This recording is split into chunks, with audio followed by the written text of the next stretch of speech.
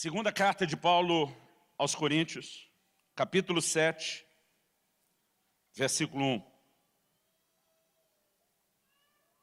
Tendo, pois, ó amados, tais promessas, purifiquemo-nos de toda impureza, tanto da carne como do espírito, aperfeiçoando a nossa santidade no temor de Deus.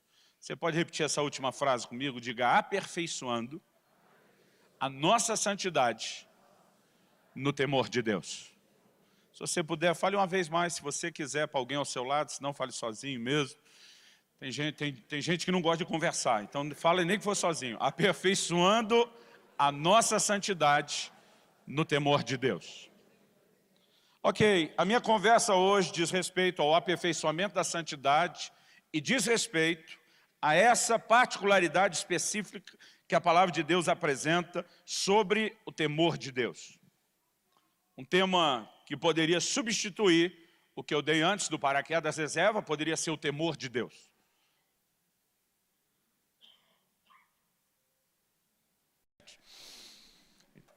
Porque, na verdade, essa é uma ilustração que eu quero usar, e eu quero que você entenda a importância do temor de Deus no aperfeiçoamento da nossa santidade.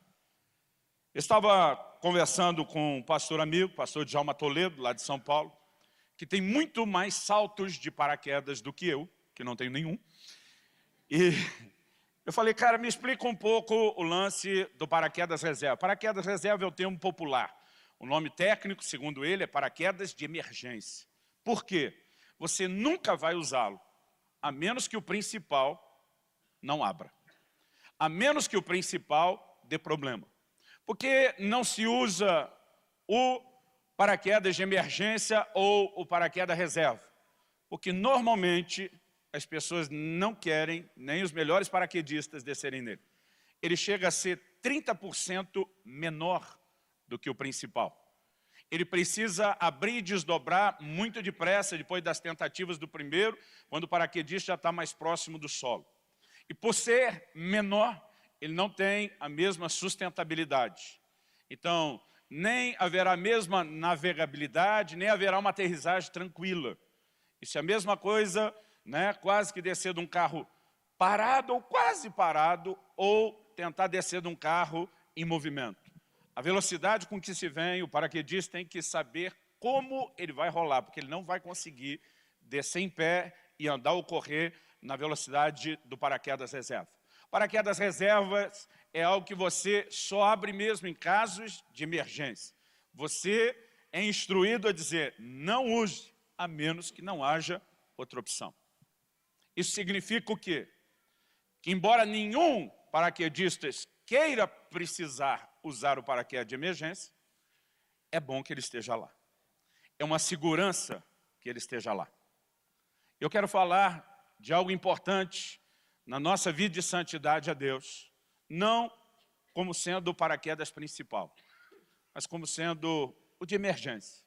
Se o primeiro falhar, é importante que o segundo esteja lá. Eu não quero fazer dele o tópico ou o assunto principal nessa questão, mas eu quero te dizer, é bom que ele esteja lá. Por que eu estou dizendo isso? Normalmente, quando nós começamos a tocar no assunto do temor a Deus, algumas pessoas, principalmente com uma distorção que está havendo do que é o Evangelho, do que é a graça de Deus hoje em dia, eles estão tentando colocar em Deus uma figura mera, única e exclusivamente de bondade. Um Deus que só julgava no Velho Testamento, quando ele ainda não era convertido. Depois que no Novo Testamento ele converteu, agora ele é só amor, só bondade. Ainda que ele diga no Novo Testamento que como o pai corrige o filho a quem ama, ele faz o mesmo. Essas pessoas negam qualquer ato de Deus que não seja a expressão de bondade que a cabeça deles imagina. Porque quando a Bíblia fala de correção, também diz que isso é expressão de amor. Mas por conta disso, nós percebemos cada vez mais uma resistência crescente à ideia de que há juízo e que há alguma necessidade de temor no Novo Testamento e nos dias da Nova Aliança. Embora esse texto, escrito obviamente na Nova Aliança, está dizendo que o aperfeiçoamento da santidade é no temor de Deus. As pessoas estão tentando acreditar e fazerem os outros acreditar que temor de Deus era coisa só do Velho Testamento. Eu quero te mostrar que não. Mas essa minha reflexão, ela começou a ficar mais intensa um dia em que eu estava pregando a palavra a respeito de santidade. E dizendo que é melhor não pecar do que pecar e ser perdoado depois, porque todo pecado, ainda que perdoado, tem consequências. E eu comecei a demonstrar isso na Bíblia. E uma pessoa falou para mim, se isso que você está pregando for verdade, eu estou com medo de Deus. Ele falou, mas me ensinaram a obedecer por amor, não por medo. Eu falei, quem te ensinou a obedecer por amor, ensinou certo. Porque foi Jesus que disse em João 14, 21. Aquele que tem os meus mandamentos e os guarda, esse é o que me ama. Então, toda obediência, ela deveria ser baseada em amor. Ponto final. Agora eu olhei para ele e falei, mas se em algum momento seu amor falhar, é melhor que o temor esteja lá. Eu espero que você entenda que o paraquedas principal da nossa ilustração é o amor ao Senhor. O que mais deve mover a minha e a sua obediência, o desejo de andar em santidade, é o amor ao Senhor. No entanto, a Bíblia não prega só o paraquedas principal. A Bíblia também ensina o paraquedas de emergência ou o paraquedas de reserva. Ela fala igualmente a respeito da importância do temor do Senhor. E eu quero te apresentar o temor do Senhor, não como essência do que motiva a obediência, mas como uma parte importantíssima, inevitável, desse pacote integral que envolve a vida de santidade, de guardar e obedecer os mandamentos de Deus.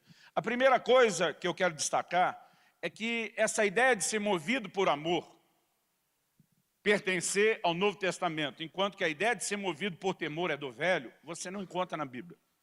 Eu vou te mostrar que tanto o Velho Testamento já falava de obedecer movido por amor, como o Novo. Eu vou te mostrar pela Bíblia que tanto o Velho Testamento já falava de temor, como o Novo.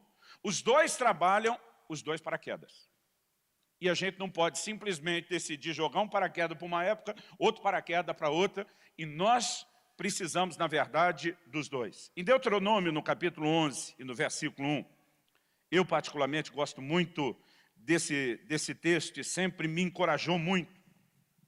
Amarás, pois, o Senhor teu Deus, e todos os dias guardarás os seus preceitos, os seus estatutos, os seus juízos e os seus mandamentos. O texto está dizendo, todos os dias, não é de vez em quando, não é quando eu sentir vontade, não é quando eu achar que é importante, não é quando eu olhar, não, isso aqui é mais grave. Amarás ao Senhor e guardarás o seu mandamento. A ordenança era não só de obediência, mas obviamente uma obediência movida por amor. Eu não quero ser exaustivo e passar por muitos textos, mas eu quero mostrar essa ideia de que desde a velha aliança já se esperava que houvesse uma atitude de amor. Vá comigo para o Salmo 119, que é um salmo de louvor à palavra de Deus. Salmo 119. Eu quero que você leia primeiro comigo o versículo 11. Esse foi o primeiro versículo que minha mãe me fez decorar aos 4 anos de idade. Guardo no coração as tuas palavras. A versão que eu decorei dizia, escondi a tua palavra no meu coração, para não pecar contra ti. Qual é a definição de pecado? 1 de João 3,4 diz que o pecado é a transgressão da lei. Guardar a palavra no coração é obviamente a escolha de andar em santidade. Agora, quando você lê esse versículo 11, ele mostra que a palavra nos protege de pecar. Mas ele não está falando de uma motivação específica. Se isso era baseado em amor ou se isso era baseado em temor. Então eu quero que você avance agora comigo para os versículos 47 e 48, onde o salmista diz, terei prazer nos teus mandamentos, os quais eu amo. Para os teus mandamentos que amo, levantarei as mãos e meditarei nos teus decretos. Obviamente, essa coisa de dizer eu vou acolher e guardar a palavra, é nada mais, nada menos por conta de um entendimento que essa palavra merece ser guardada por amor. Até porque, querido, não se trata apenas de ordenanças.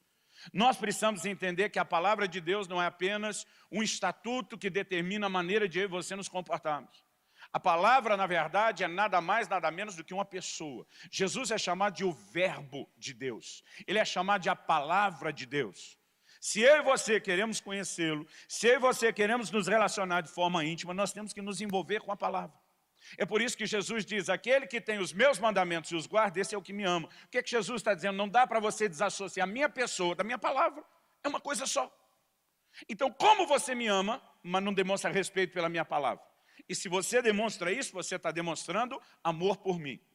Quando a gente percebe, já desde a velha aliança, existia, obviamente, claros sinais dessa motivação por amor. Então, quando Jesus, na nova aliança, diz lá em João 14, 21, aquele que tem os meus mandamentos e os guarda, esse é o que me ama, ele não está apresentando algo novo. Dessa vez, ele não está como nas outras, dizendo um novo mandamento vos dou. Aqui ele só está trabalhando continuidade. Continuidade das mesmas ideias, dos mesmos valores e dos mesmos princípios. Agora, se na antiga aliança, que o povo não tinha o Espírito de Deus habitando dentro de si, não tinha a natureza de Deus, da qual eles poderiam ser participantes por meio da regeneração e do novo nascimento, ser movido por amor na obediência era o padrão, o que dizer da nova? Então nós não vamos discutir, e eu acredito que ninguém vai, que essa coisa de ser movido por amor, que vem desde lá de trás, passa para a nova aliança. O que eu quero chamar a sua atenção, é o que eu quero classificar. O primeiro ponto que eu explorei aqui, foi o ser movido por amor desde a velha aliança. O segundo, eu quero falar agora dos dois lados da moeda. Vou usar essa frase para que você consiga, talvez, memorizar melhor. A busca da santificação, ela tem dois aspectos distintos. Eu vou classificar um de positivo e o outro de negativo. Eu não sei se essa é a melhor classificação, mas é o sentimento, pelo menos, que a maioria de nós tem diante daquilo que eu vou expor. Que uma coisa aparentemente é boa e a outra aparentemente é ruim. E antes de falar disso, eu quero começar abordando, na verdade, os dois lados do nosso comportamento diante da revelação de quem Deus é. Essa ideia de tentar fazer de Deus alguém que é só bondoso, contraria a sua justiça. Deus não pode simplesmente deixar as injustiças impunes. Senão isso contrariaria o seu caráter. Não tem como você colocar um Deus que seja tão bondoso que não julgue. Não tem como você colocar um pai tão amoroso que não discipline e que não corrija o filho. Mas muitas vezes nós queremos desassociar uma coisa da outra.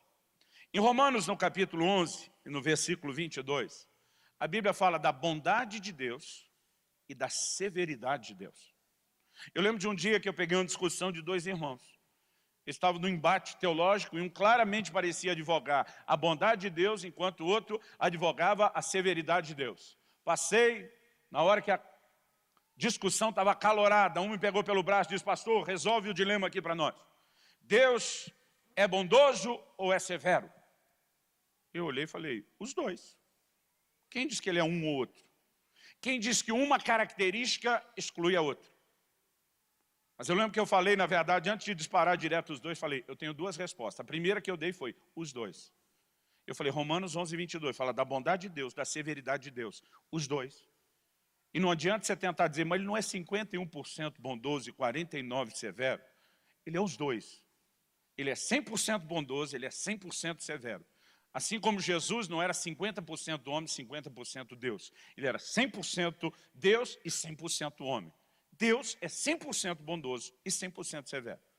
Eles me olharam e falaram, qual é a segunda resposta? Eu falei, a segunda é, depende. Se ele vai ser bondoso ou severo, depende do seu comportamento, meu querido.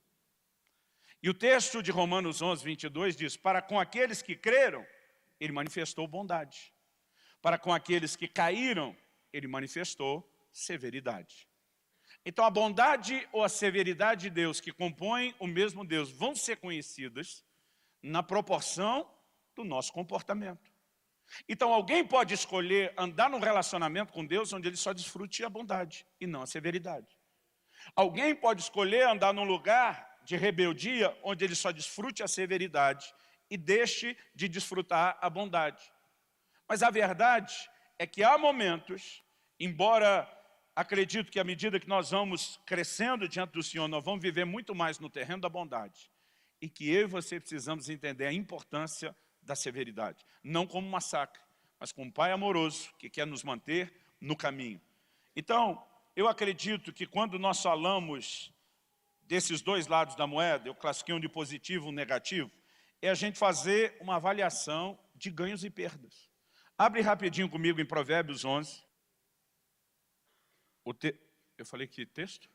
Não, Provérbios 1. Aumentei um número 1 a mais.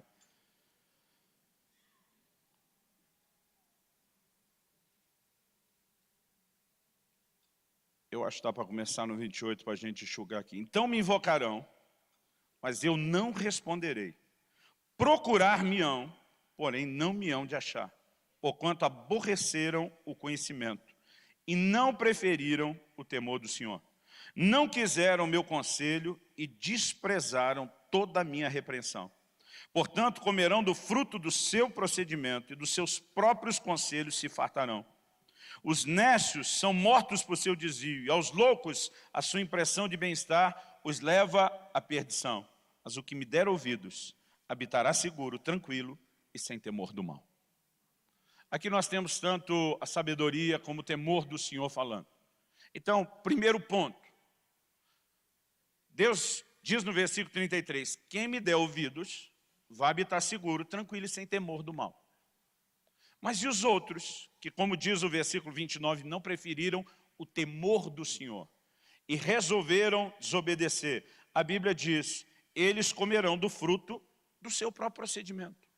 Nós precisamos entender que obedecer ou desobedecer leva a consequência. Deus diz, eis que ponho diante de vós a vida e a morte, são dois caminhos. Ele diz a bênção e a maldição. Ele diz, escolhe vida. Eu recomendo você escolher direito. Porque a escolha do que você vai viver, meu querido, é toda sua. Quando você decide ou não obedecer a Deus. Nós precisamos entender que a santidade tem esses dois lados, o positivo e o negativo. Positivo, avaliação de ganho. Negativo, avaliação de perdas. E obviamente eu não quero me estender muito, mas eu quero citar aqui o Salmo 19:11. Antes eu citei o 119:11, agora é o 19:11. A Bíblia diz, o salmista diz, em guardar, era uma referência aos mandamentos de Deus, em os guardar a grande recompensa. Você pode repetir comigo?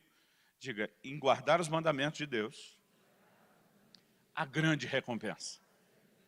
Agora, Provérbios capítulo 10, versículo 27 diz, o temor do Senhor prolonga os dias da vida, de novo ganho. Mas ele diz, mas os anos do perverso serão abreviados. Uma avaliação simples de ganhos e perdas já deveria fazer com que a gente entenda os dois lados.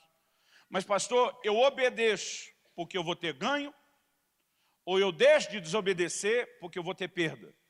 Quem disse que você tem que escolher? É os dois. Eu obedeço para ter ganho e eu não desobedeço para não ter perda. Nós muitas vezes estamos tentando definir um caminho que não tem nada a ver com a visão completa da coisa. Podemos e devemos ser movidos por amor em toda a nossa obediência? Claro que sim. Mas eu e você também precisamos entender que se em algum momento o amor falhar, e de acordo com a Bíblia é possível falhar, senão o Senhor Jesus não teria dito para o anjo da igreja de Éfeso que ele perdeu o primeiro amor. Então é bom você ter um paraquedas reserva lá. Quem está me entendendo, diga amém. Então, eu quero tentar dar um exemplo que ilustre isso. Que ela e eu, daqui a alguns meses, vamos fazer 23 anos de casado. E um dos votos que eu fiz a ela, quando nós nos casamos, foi de ser fiel a ela. E a razão pela qual eu fiz a promessa e tenho cumprido a promessa é porque eu amo essa mulher. Então eu posso te dizer que minha fidelidade a ela é movida em amor. Mas eu me lembro que em algumas conversas nossas antes do casamento, um dia minha esposa olhou para mim e ela disse assim, confio mais no seu compromisso com Deus até do que naquilo que você vai firmar comigo. Eu falei, amor, acho bonito você acreditar na minha fé, na minha relação com Deus.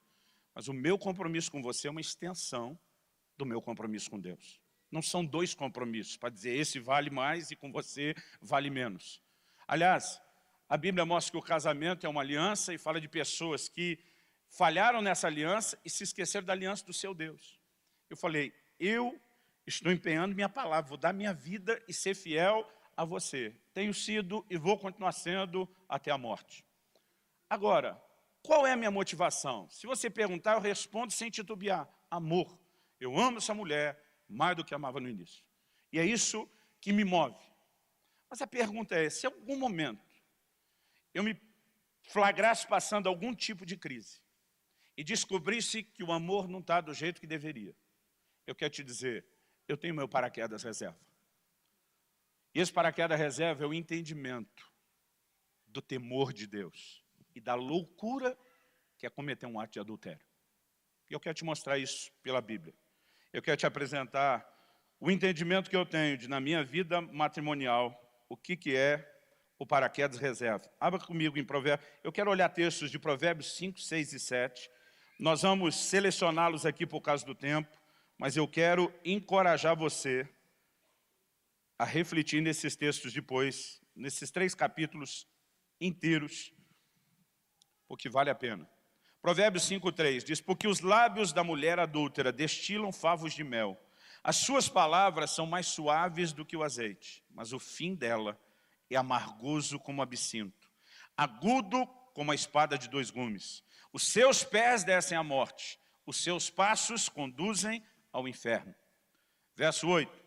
Afasta o teu caminho da mulher adúltera e não te aproximes da porta da sua casa, para que não dês a outrem a tua honra, nem os teus anos a cruéis, para que dos teus bens não se fartem os estranhos, e o fruto do teu trabalho não entre em casa alheia, e gemas no fim da tua vida, quando se consumirem a tua carne e o teu corpo, e digas: como aborreci o ensino, e desprezou meu coração a disciplina. Verso 20, de Provérbios 5, de 20 a 23 agora.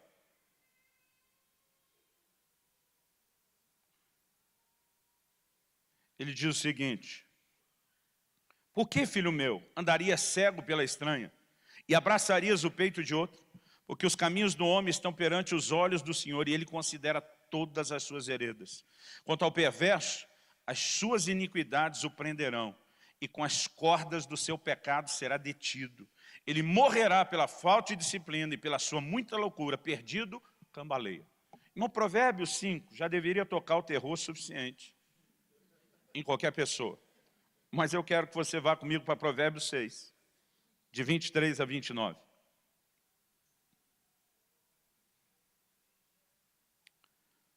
Porque o mandamento é lâmpada e a instrução luz, e as repreensões da disciplina são caminho da vida, para te guardarem da vil mulher e das lisonjas da mulher alheia. Não cobices no teu coração a sua formosura, nem te deixes prender com as suas olhadelas. Por uma prostituta, o máximo que se paga é um pedaço de pão, mas a adúltera anda à caça de vida preciosa. Tomará alguém fogo no seio sem que as suas vestes se incendeiem? Ou andará alguém sob brasas sem que se queime os seus pés?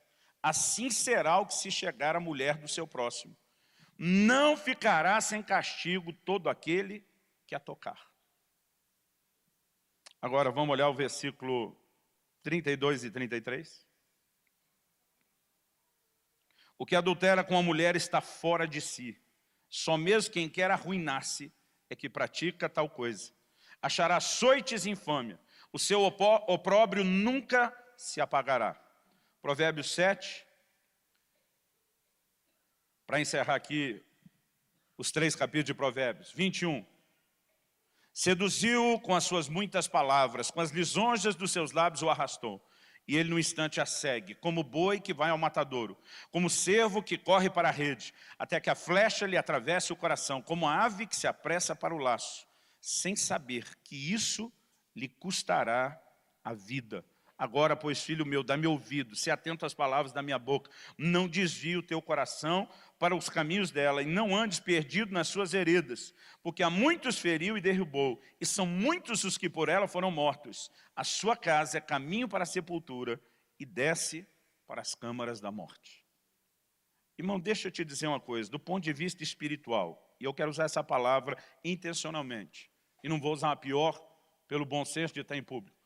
O camarada tem que ser muito besta e muito estúpido para ignorar esse tipo de advertência.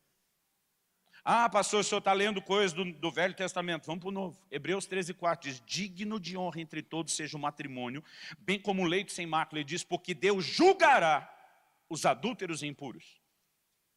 Então eu fiz uma escolha há quase 23 anos atrás, de ser fiel à minha mulher porque eu a amo, de ser fiel a ela porque eu amo a Deus. Isso é o que me move. Mas se algum momento meu amor por Deus ou por ela se demonstrar fragilizado para não me dar o que eu preciso, eu tenho um paraquedas reserva dizendo: eu não vou fazer essa loucura por temor a Deus.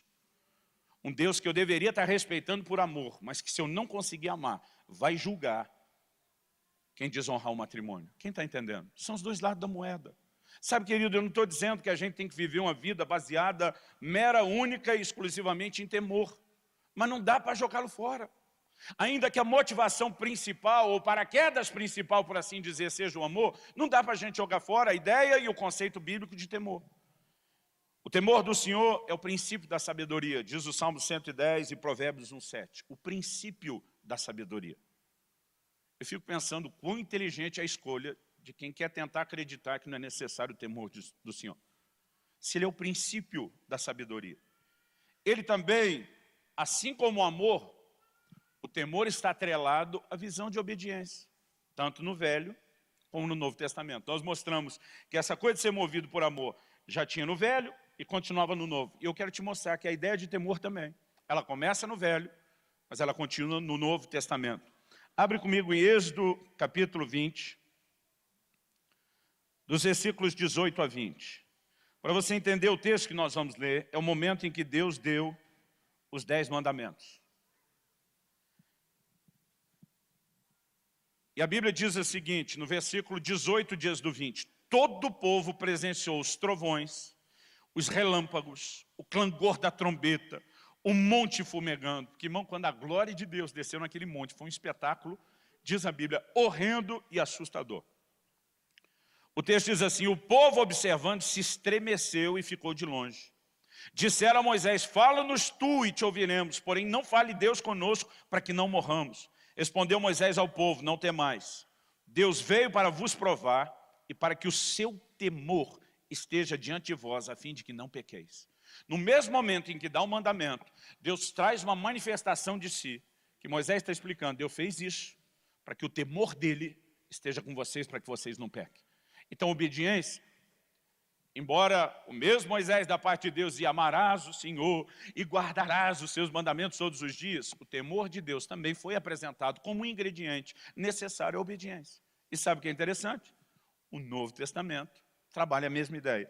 Vá comigo para o livro de Hebreus, e eu quero que você tenha em mente que Hebreus agora vai descrever essa cena do que aconteceu com Moisés. O texto que nós vamos ler é nada mais, nada menos do que a menção dessa cena e a aplicação dela. Hebreus capítulo 12, versículo 18. A partir do 18. E diz assim, ora, não tendes chegado ao fogo palpável e ardente, e à escuridão, e às trevas, e à tempestade, e ao clangor da trombeta, e ao som de palavras tais, que quantos o ouviram, suplicaram que não se lhes falasse mais. Esse é o texto que nós lemos antes. Pois já não suportava o que lhes era ordenado, até um animal se tocar o monte será apedrejado. Na verdade, de tal modo era horrível o espetáculo, que Moisés disse, sinto-me aterrado e trêmulo. Agora, o que ele está dizendo, não tendo chegado a isso, ele está dizendo, vocês não estão na velha aliança. Vocês não chegaram naquele espetáculo horrendo. Nós chegamos no que então? Verso 22, mas tendo chegado ao monte Sião, a cidade do Deus vivo, a Jerusalém celestial, a incontáveis hostes de anjos, a universal assembleia, a igreja dos primogênitos arrolado nos céus, e a Deus, o juiz de todos, e ao Espírito dos justos aperfeiçoados, e a Jesus, mediador da nova aliança. Observe que agora estamos falando da nova aliança. E a Jesus, mediador da nova aliança, e ao sangue da aspersão, que fala coisas superiores ao que fala o próprio Abel. Pastor, então quer dizer que liberou geral aquele medo que se tinha? Olha o versículo 25. Tende cuidado, não recuseis ao que fala. Pois se não escaparam aqueles, quem eram aqueles? O exemplo que ele está dando, dias do 20, da nação de Israel no Velho Testamento. Pois se não escaparam aqueles que recusaram ouvir quem divinamente os advertia sobre a terra, muito menos nós, os que nos desviamos daquele que dos céus nos adverte. Ele não está dizendo que no Novo Testamento a coisa ficou aliviada quando a gente desobedece. Ele disse, aquela turma que morreu de medo diante do monte não escapou, ele diz, muito menos nós. Porque nossa responsabilidade de corresponder hoje, diante de tamanha revelação, é muito maior do que aqueles tinham. Então nós não podemos aceitar essa ideia de que a nova aliança barateou o padrão de obediência. E vamos continuar. O versículo 26 diz, aquele cuja voz abalou então a terra, porque a Bíblia diz que houve tremor, Agora, porém, ele promete, dizendo, ainda uma vez por todas, farei abalar não só a terra, mas também o céu. Ora, essa palavra, ainda uma vez por todas, significa a remoção dessas coisas abaladas como tinham sido feitas, para que as coisas que não são abaladas, ou que não são abaláveis, permaneçam. Por isso, verso 28, recebendo nós um reino inabalável, retenhamos a graça. Irmão, isso é conversa de quem está na graça, na nova aliança. E diz, retenhamos a graça, pela qual sirvamos a Deus de modo agradável, com reverência e santo temor. Diga comigo, a graça deve ser retida com reverência e santo temor. Podemos falar mais uma vez? Diga, a graça deve ser retida com reverência e santo temor. Por que que tem que ter santo temor? Olha o verso 29. Porque o nosso Deus é um fogo consumidor. A Bíblia não diz nosso Deus foi um fogo consumidor, mas aleluia, que converteu e agora é bom. A Bíblia diz, ele é. A sua natureza não mudou. Sua bondade e severidade estão à disposição. Seu comportamento determina o que você desfruta. Ele diz, vamos desfrutar a graça? Vamos reter a graça? Vamos. Vamos jogar fora a reverência e o santo temor? De jeito nenhum. Mas pastor, é o paraquedas principal, mas pelo menos vai ser o seu de emergência. O Novo Testamento está cheio de passagens sobre o temor. A ideia não é um estudo exaustivo, então não vou pedir para você abrir em cada um deles, você pode ir anotando. Mas eu quero citar vários versículos do Novo Testamento que falam a respeito de temor. Em Atos, no capítulo 2, no versículo 43, falando da igreja do Novo Testamento, nova aliança, poder do Espírito sendo derramado, se manifestando entre eles, aquela igreja em pleno avivamento, a Bíblia diz assim, em cada alma havia temor. Eu gosto dessa expressão, em cada. Isso significa não só que todos eles coletivamente tinham temor, mas que cada um deles individualmente alimentava no coração o temor. O temor não era da maioria, o temor estava no coração de cada um deles. E o temor não aparece espontaneamente, a menos que seja ensinado. Nós precisamos entender que desde o início esse tipo de ensino nunca foi negligenciado. Atos capítulo 5, versículo 11, depois da morte de Ananias e Safira, que foram julgados na nova aliança, que foram julgados na época da graça, que experimentaram a severidade na época da graça. A Bíblia diz que depois disso, sobreveio grande temor. A Bíblia diz a toda a igreja e todos quantos ouviram a notícia desses acontecimentos. Veio não só temor, grande temor. Sobre quem? Sobre a igreja. Deus não está tentando espalhar o temor dele sobre o incrédulo lá de fora. O temor é para aqueles que o temem, é para aqueles que o obedecem, é para aqueles que andam diante dele. E a Bíblia diz, veio grande temor. O resultado, depois desse juízo, nos mostra o seguinte, que muitas vezes, quando Deus está tratando com o pecado de alguém, Ele não está de olho só naquela pessoa que errou. Eu sei de muitos pais que conseguiram ter a firmeza de não amenizar a correção de um filho, para que isso não estimulasse os outros a enveredarem pelo mesmo erro. Eu sei de muitos pais que tiveram a sabedoria e a decência de pegar o primeiro que deu um mau exemplo e dizer, eu vou tratar não só com você, mas eu vou te usar para que os outros não sigam o seu caminho. É esse tipo de coisa que aconteceu com Ananias. Deus não lidou só com ele. Através da forma como lidou com ele, Deus estava lidando com todo mundo e mandando a mensagem. Brinque comigo. O apóstolo Paulo escreve aos Gálatas, na Nova Aliança, e diz, de Deus não se zomba. Tudo quanto o homem semear, isso também se fará. Então, nesse momento, o Deus bondoso estava mostrando a faceta também da sua severidade. Atos capítulo 9, versículo 31. O texto diz, a igreja, observe que é a igreja na verdade tinha paz por toda a Judéia, Galiléia e Samaria, edificando-se, caminhando no temor do Senhor. Diga comigo, caminhando no temor do Senhor. Irmão, isso fala da vida diária. O temor do Senhor era parte das escolhas, né? A Bíblia usa essa expressão, caminhando, porque a fé era chamada de o caminho. Paulo escreve aos Efésios e fala sobre o modo por que deveis andar. Ele não está falando da ginga do camarada. Ele está falando do trilho que era o caminho, que era a fé. Então a Bíblia diz que eles caminhavam, eles seguiam o caminho no temor do Senhor. Interessante que a Bíblia diz, e no conforto do Espírito Santo, crescia em número. Sabe o que significa isso? Que o temor do Senhor de um lado e o conforto do Espírito Santo não são coisas contraditórias e nem excludentes. É possível estar sendo confortado por Ele, enquanto o coração permanece com temor. A gente precisa levar em consideração essas verdades. 2 Coríntios, capítulo 5, versículo 11. Paulo fala de como ele trabalhava. Ele fala antes de um tribunal de Cristo, onde cada um de nós vai comparecer para responder por meio de tudo aquilo que fez através do corpo. Aí depois de dar essa afirmação, de fundamentar esse pensamento, Paulo diz em 2 Coríntios 5, 11, e assim, conhecendo o temor do Senhor, trabalho, procuro persuadir os outros. Mas Paulo, você trabalha movido por amor ou por temor? Os dois. Conhecendo o temor, sabendo que um dia eu vou estar diante dele, que vai ter prestação de contas, eu me esforço. Em plena nova aliança, época da graça, ele usa essa expressão, porque o temor não é algo restrito à velha aliança. Efésios 5, 21 fala, sujeitando-vos uns aos outros no temor de Cristo.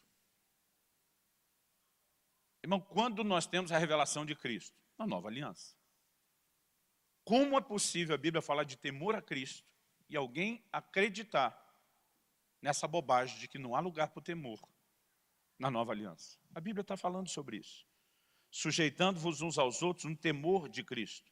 A relação do temor com a pessoa de Cristo, numa epístola escrita a uma igreja neotestamentária de gentios. Eu acredito que ela encerra qualquer possibilidade de discussão do assunto. Filipenses capítulo 2, versículo 12, diz, desenvolvei a vossa salvação com temor e tremor. Assim como quando Paulo fala sobre aperfeiçoar a santidade no temor do Senhor, aqui a Bíblia diz, desenvolva aquilo que foi começado em vocês. Requer esse tipo de entendimento. Irmãos, eu acredito que o nosso maior ganho, quando falamos em termos de santidade, é entender que ela não é um fim em si mesma, mas ela é a ponte para a intimidade e comunhão com o Senhor. Vamos voltar no João 14, 21, que eu citei desde o início, algumas vezes.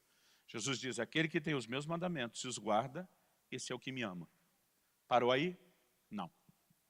Jesus diz, e eu também o amarei. E me manifestarei a ele. A palavra manifestar significa revelar. A pastor, Deus não ama todo mundo, não ama o pecador? Sim, Jesus está falando, você está entrando num nível de expressão de amor diferenciado. E eu também vou entrar nessa dimensão, eu vou me revelar a você. Você consegue imaginar isso? Quando Paulo começa o texto básico que nós lemos ali de 2 Coríntios 7, ele diz, tendo, pois, amados, tais promessas. Se você olhar os versículos anteriores, o Senhor está dizendo, saí do meio deles, purificai-vos, não toqueis em coisas impuras, eu vos receberei. Serei para vós pais, vocês serão para mim filhos e filhas, andarei no meio deles, diz o Senhor. Aí Paulo diz, tendo tais promessas. Ele diz, gente, pensa no ganho. Ele quer andar no nosso meio. Ele quer relacionar conosco.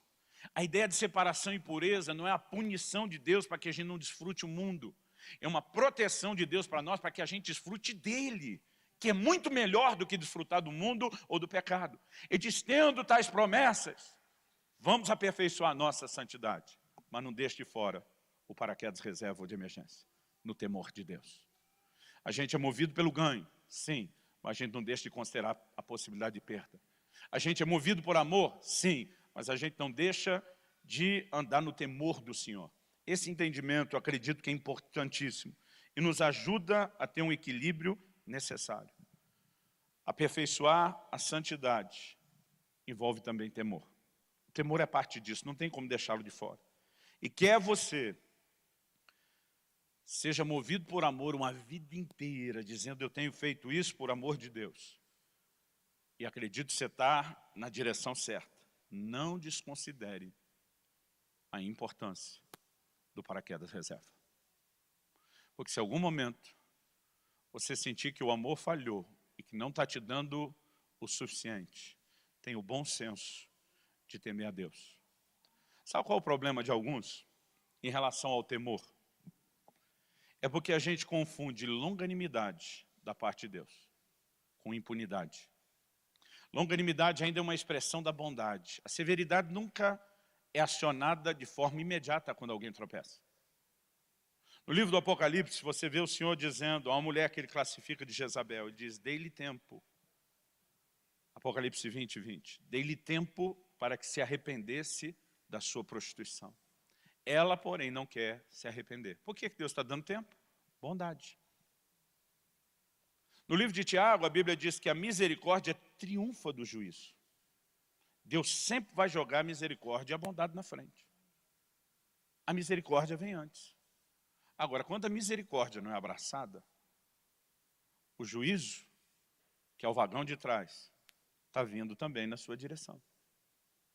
Só que alguns confundem a longanimidade, que é essa paciência, o amor de Deus, dizendo volta, volta, com impunidade. E porque eles acham que saíram impunes, eles vão perdendo cada vez mais o temor de Deus. Uma coisa que me chamou muito a atenção, e eu quero encerrar com isso, é quando a palavra de Deus nos informa, lá na carta de Paulo a Timóteo, no capítulo 5 e no versículo 24 e 25, ele diz, os pecados de alguns homens são notórios e levam ao juízo, ao passo que os de outros só mais tarde se manifestam. Ele diz, da mesma sorte, também as boas obras antecipadamente se evidenciam, e quando assim não seja, não pode ocultar-se. Da mesma sorte significa que Deus recompensa boa obra, como recompensa pecado. Ele diz, tem hora que a boa obra tem uma colheita imediata. Tem hora que o pecado leva a um juízo, se não for imediato, rápido. Ele diz, mas o pecado de outros homens se descobre depois. Esse depois, irmão, pode ser lá no fim da vida. Esse depois, o camarada pode morrer sem isso ter sido exposto. Isso ser trazido à luz diante do tribunal de Deus. E há razões pelas quais Deus decide descobrir o pecado de um e julgá-lo mais rápido do que a de outros. E eu não quero questionar a habilidade dele de discernir o que deve ser feito antes e o que deve ser feito depois. O problema é que às vezes nós estamos assistindo a vida de outros, ou às vezes a nossa própria vida, e o crente fica debaixo da influência daquela potestade do século 21. Deu nada não. É quando ele fez alguma coisa. Eu já conversei com muito líder. Gente que caiu em pecado. Eu digo, meu irmão, como? Conhecendo a palavra, você se envolveu numa coisa dessa? Sabe o que a maioria diz? Não foi assim de uma vez. Foi um escorregãozinho. Ele diz, na primeira vez, achei que um anjo ia aparecer com a espada desembainhada, me pegar. Não apareceu. Aí daqui a pouco foi mais um pouquinho. E de novo não apareceu. E daqui a pouco mais um pouquinho. E nunca tinha um vigilante da parte de Deus com a espada me esperando. E diz, as coisas foram simplesmente, gatilho por gatilho, aos poucos, sendo desprogramadas. Irmão, nós precisamos do temor do Senhor. Não tente analisar se existe ou não existe consequência de brincar com Deus, baseado no que você enxergou na vida de alguém ou durante um tempo da sua vida. Acredite no que a palavra de Deus diz. Esse é o guia mais seguro. Eu espero que a gente seja sempre uma igreja movida no progresso da santidade, na obediência ao Senhor, principalmente por amor. Mas eu espero que a gente nunca se torne uma igreja que perca a visão e o entendimento do temor do Senhor. Mantenha seu paraquedas reserva. Ainda que você não planeje usá-lo, ainda que você conte que ele não seja necessário, mantenha seu paraquedas reserva, bem dobradinho. Djalma estava me dizendo, Luciano, o paraquedas reserva tem que ser muito bem dobrado. A vistoria, o exame, o cuidado em cima dele chega a ser maior do que o principal. Então mantenha o seu paraquedas de emergência bem dobrado, em nome de Jesus. Amém?